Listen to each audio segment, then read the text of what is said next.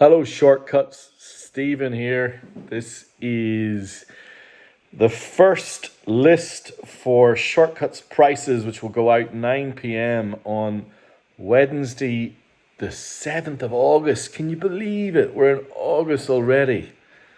This year. Unbelievable. So tonight I've got something that's a little bit different. I have a mixed bag of genres for this list, from rock to soundtrack to gospel, soul, blues, pop. And then the second list will be all blues. And it's very special. I'll explain all about it on the second video, which I'm going to record shortly after this. But yeah, this list, if you see anything that catches your fancy here, the price list will go out 9 p.m. Wednesday, Sydney time. And if you'd like to be on that price list, drop me an email at shortcutsrecordsaus@gmail.com. All right, here's where we are going to start. Arguably the biggest record of 1987. I think bigger than bad. I was, what age was I? I was 13 when this record came out. I was at high school in Northern Ireland, and this record was all that was played for the entire summer. It was unbelievable. As each of the singles came out, there was debates in the corridors. We were talking, there were those who loved Animal and didn't like Pour Some Sugar on Me. And then there were the kind of Def Leppard aficionados who said, you can't possibly be a Def Leppard fan if you don't like Pour Some Sugar on Me, because that's what they used to be like. It was incredible. And, you know, considering everything that happened to the band, it's kind of amazing that it turned out the way it did. Obviously, their drummer was in a terrible accident, lost his arm. Mutt Lange produced, but they almost had Jim Steinman producing, which I think would have been catastrophic. Some of the songs with Mutt Lange had a little bit of a country twang, not quite country, but a twang to them, and he changed the mix. I think that was wise. A lot of things could have derailed this band. They hadn't been able to play for 3 or 4 years because of everything that had happened. It's pretty amazing, really, that it came out and just dominated the way it did. And there's a lot of that in the notes. So this is the UK first press, by the way. It's a fantastic copy. But on the notes, there's some really interesting things. So this is the inner. There's a little piece here where they're describing what had happened. Originally, this space was going to be a brief summary of what we've been doing for the last 4 years. Believe it or not, we have been working. And then there's a little bit of a summary of all the things that had happened to them. But how they had been able to start playing live again. And that made such an amazing difference to them. But what can we say? Life in a rock band isn't all fun all the time. What happened that day wasn't under our control, but it certainly does say it all about our recent history. So they had their challenges. So this is what's on the other side. And what I quite like here, they have this little bit down the bottom. The members of Def Leppard play and recommend the following equipment. Now, Rick Allen, the drummer, was whilst he was recovering from a terrible accident in hospital, he figured out how he would use kind of electronic drums and various things to play. And so he describes Rick plays Simmons drum pads and various Simmons drum machines. There's lots of stuff. Steve will only ever play Gibson guitars, thanks to all the staff at Gibson Guitars. And here's Joe Elliott. Joe plays golf with Spalding executive irons and Woods Dunlop 65 golf balls, courtesy of Shell Garages, Ireland, and he'll play soccer with anyone who'll get out of bed. So they kept their northern humour, didn't they? There you go. A monumental UK first press of Def Leppard's Hysteria. All right, next I've got a couple of killer soundtracks by two of the greatest exponent of the soundtrack. And one is Henry Mancini, and this is Revenge of the Pink Panther. And the other is John Barry, and this is his soundtrack to A View to a Kill. So let's talk about this one first. Roger Moore's final Bond movie, 1983. Chock full of Bond ladies. This was, I think reasonable to say this is at the peak of Bond as sexist, misogynist, often ranked as the worst ever Bond movie. But on the back here, you'll see Stacey and Fiona Fullerton and some of the other Bond ladies. Grace Jones, of course, being pretty awesome actually in this, and the amazing Christopher Walken as the Bond villain.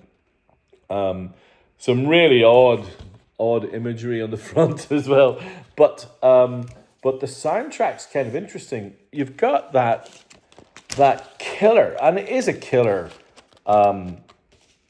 Duran Duran track that they co-wrote with John Barry, and that A View to a Kill, that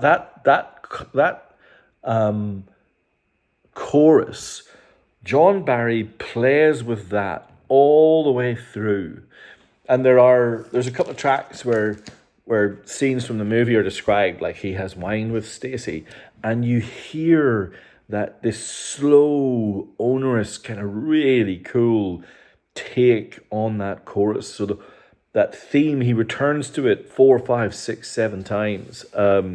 It's really, really, really, really cool. Now, this one is very different. Revenge of the Pink Panther by Henry Mancini and his orchestra. Henry Mancini, multiple Grammy winner. I mean, Moon River, obviously the theme to Pink Panther, the first artist to win Grammy of the Year. This guy is, genuine legend. And this is the third of the Pink Panther movies featuring Peter Sellers. And what he did, of course, legendary Pink Panther theme.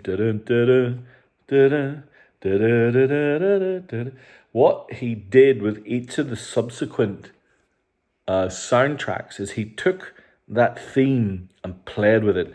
So in this one, you'll see here the Pink Panther theme, 1974. It is a funk song.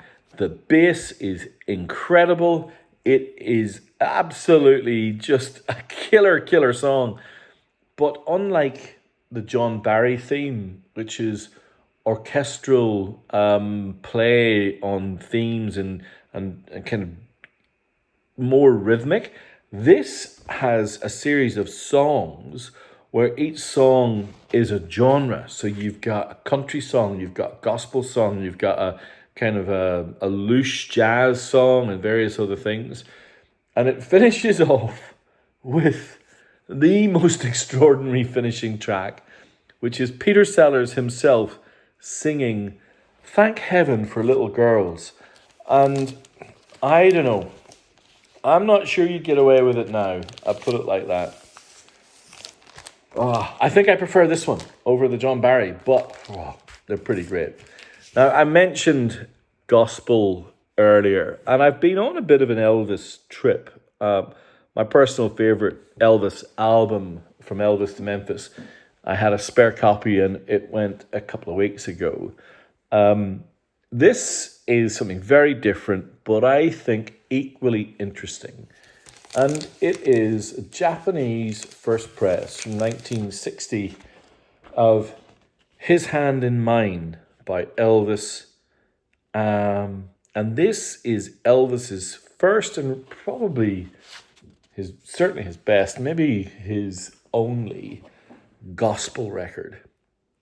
This is renditions of gospel standards that he recorded with his band in one evening.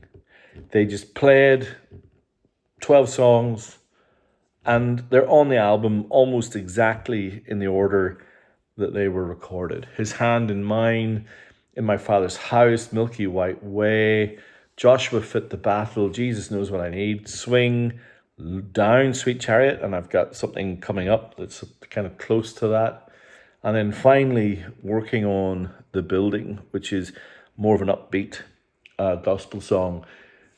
What you get on this record is he recorded with the Jordanaires, and the Jordanaires were obviously super tight band, piano, bass, drums, and they you can really tell that they know what they're doing, and the backing music is wonderful. But what absolutely kills is Elvis's singing.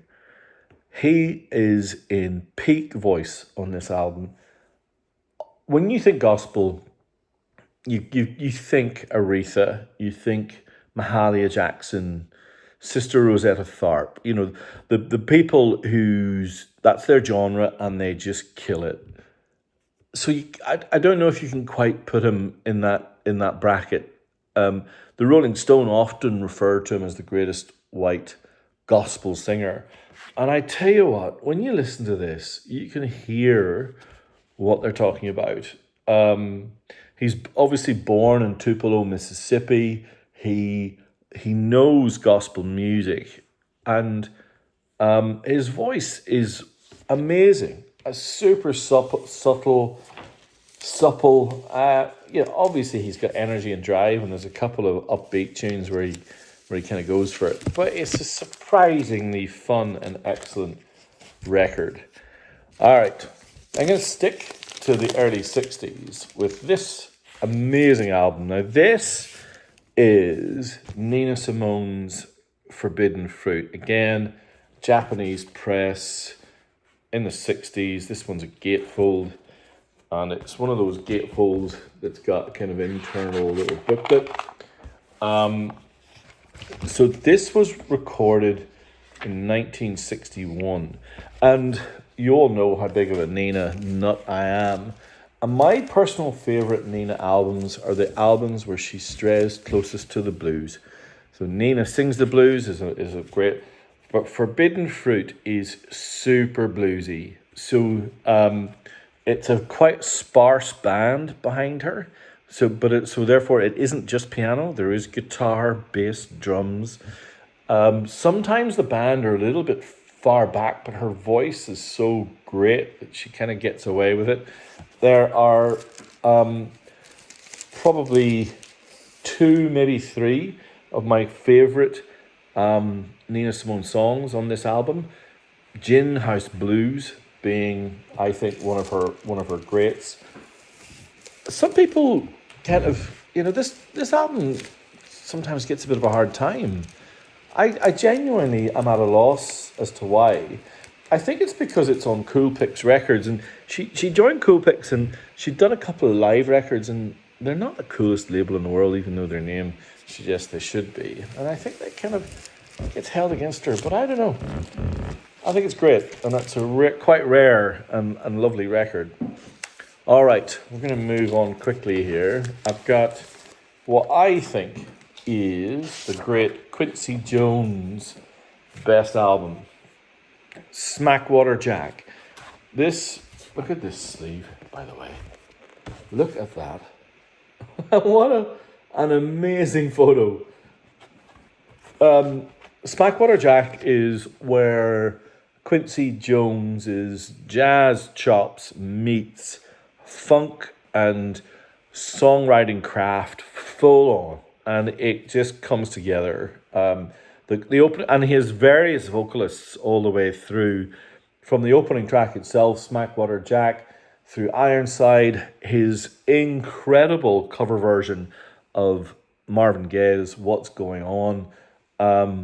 I think up there in the upper echelons of the list of great cover versions ever, all the way through to the final track, which is in some ways the most bizarre and most interesting, and it is called Guitar Blues Odyssey, From Roots to Fruits, and it is a series of guitarists that he has in his band, from Eric Gale and others, because the number of guest musicians on this album just unbelievable. But it is like an examination of how guitar playing has evolved from the kind of 40s to the 50s to the 60s to the 70s. it's a masterclass in production. Really, really interesting. Okay, I'm going to flick through some of these a little bit more quickly now. Lil Milton. So this is the Stax label. Lil Milton, along with Albert King, being the two key blues musicians on the Stax label. So what does that mean? You get the guitar, husky blues, but what you also get are the horns. So you get those soul horns, Memphis horns coming in. The key track on this is another cover version, this time the cover version of The Thrill Is Gone by B.B. King, and it's fantastic. I love this record. It's great. All right, I've got some... oh, wow. I kind of forgot that I had this one. I think I should probably talk about this. Rush's 1977, A Farewell to Kings. This is the Japanese first press. Now, this is seriously hard to find. Really nice gatefold copy in absolutely superb condition. This one probably being the first Rush record where there's an attempt to marry the complex and noodly and sometimes nutty arrangements with something that's more commercial and more direct. But let's be clear, it's a start on that journey. The opening track of Farewell to Kings has got some crazy noodly guitar and bass, Xanadu being one of their favorites, and that leading all the way, although, you know, you get Closer to the Heart and Cinderella Man, which are more commercially viable, but then you get to that final track, Cygnus X1. Yes. For those who are the Rushophiles out there, you know what that song is like. And that's a Japanese first press. And that is seriously hard to find. All right. I've got some kind of classics that I'll rush through pretty quickly. This is maybe the last one that I'll spend a little bit of time chatting about just because it's so interesting. Spiteri. Spiteri were a Venezuelan psych rock band. And they recorded this album. I'm going to have to recheck the history, but I'm pretty sure they recorded it in London in 1973. So what you get is salsa rhythms with spacey psych rock kind of mannerisms. So this, let me read the blurb at the back. This magical album merges rock, soul, and psychedelia with Venezuelan rhythms. Recorded in London, see I was right, 1973. Spiteri gained the support of artists such as Noel Redding, Paul McCartney, Rod Stewart, Bob Marley, Steve Winwood, and many others. This is the only album from the most important Latin rock group from Venezuela. So there you have it. What an interesting record that is. All right, now I've got some classics to come, and we'll spin through these.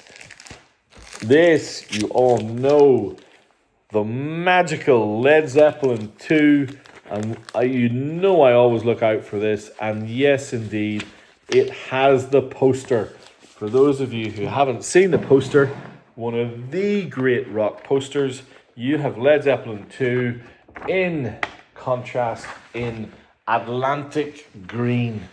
Look at that. Amazing. Just, it is one of the best rock posters ever. Always look for it. I'm always delighted when it's there because it adds a little extra to what is already a great album. Led Zeppelin 2 with poster. I mentioned Elvis saying gospel earlier. What about this? Swing Low, Sweet Chariot by the Staple Singers. There's Mavis, there's Pop Staples. An amazing album. If you don't know this, seek it out. You will want this. It's that great. All right. Now, before I move on to just some standards, I do want to mention this. One of the great jazz compilations. It's called Autumn Leaves, and it is a Blue Note compilation of some of the best tracks from their kind of hard bop classic period, 1957 to 1958. So what you get, Softly as in A Morning Sunrise from the Sonny Clark Trio. It's You or No One from The Congregation, Paul Chambers. Sunny Moon for Two from Sonny Rollins. A Night at the Village Vanguard. Blue Miner from Sonny Clark's Cool Struttin', which is one of my favourite jazz albums ever. The unbelievable title track, Autumn Leaves, from Something Else by Cannonball Adderley, which of course features this band. Miles Davis on trumpet, Cannonball Adderley on sax, Hank Jones on piano, Sam Jones on bass, and Art Blakey on drums. Incredible.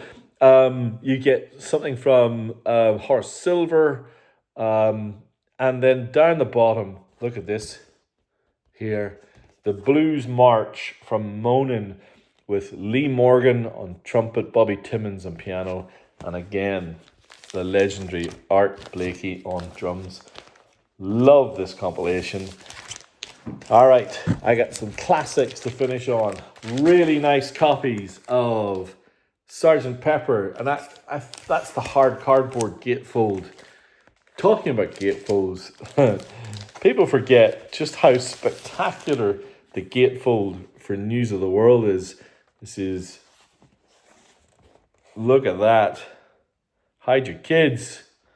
The robots are coming. Which is kind of bizarre and fun. And in fact, there's another Queen record here and another soundtrack as well. They're really fun and quirky soundtrack to Flash Gordon. And then finally, the Rolling Stones have many compilations, and many of them cover very standard ground. But this one, look at that sleeve. That is great. That is made in the shade. And this has Brown Sugar, Tumbling Dice, Happy, Wild Horses, Angie Bitch, It's Only Rock and Roll, Doo-Doo-Doo, Heartbreaker, and Rip This Joint, which will tell you that this is a compilation of their early 70s albums, which are probably their best. This record is a lot of fun. So there you have it. The rock, pop, gospel, country. Did I have country? No, maybe not country. Certainly funk. Definitely some metal in there. List. That's your first list for this Wednesday, the 7th of August. If you would like to be on the mailing list, drop me an email, shortcutsrecords@aus.com. Sorry, shortcutsrecordsaus@gmail.com. And if you want any questions about these records, if you want to know more, if you want any pictures, etc., I'll be attaching some, but hopefully that gives you a pretty good rundown of what is in the list. It's a fun one. All right. Thanks, everyone.